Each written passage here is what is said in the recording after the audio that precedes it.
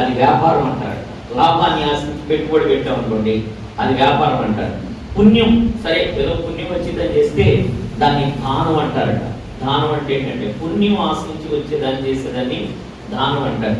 తర్వాత ఏమీ ఆశించకుండా, అసలు నాకు పుణ్యం వద్దు, నాకు వ్యాపారంలో లాభాలు వద్దు అని ఏమీ ఆశించకుండా చేసేదాన్ని సహాయము అంటారట. నిజమే, మనం ఇప్పుడు వరకు చేసిన వాటిల్లో దేనికోసం ఏం చేసాం అనేది ఒక ప్రశ్న.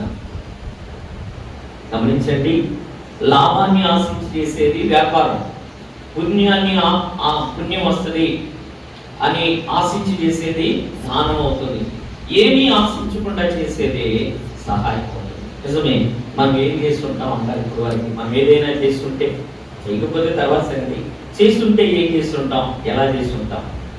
అందుకే మనం ఏం చేస్తున్నాం అనేది మనకి క్లారిటీ అర్థం అవ్వాలి. బిడ్డలారా, సహాయం చేసామా ఏమి ఆశించకుండా, క్షణమిరాలు ఏమి ఆశించకుండా దైవజనుడు చేసుకోవాలి. బిడ్డలారా, కొంత పుణ్యం వస్తుంది అని చెప్పి ఎంతోమంది ఎవరికో అడుక్కునే వాళ్ళకో ఇంటికి వచ్చే వాళ్ళకో ఇస్తూ ఉంటారు, అది పుణ్యం వస్తుంది అని చేస్తాం కదా.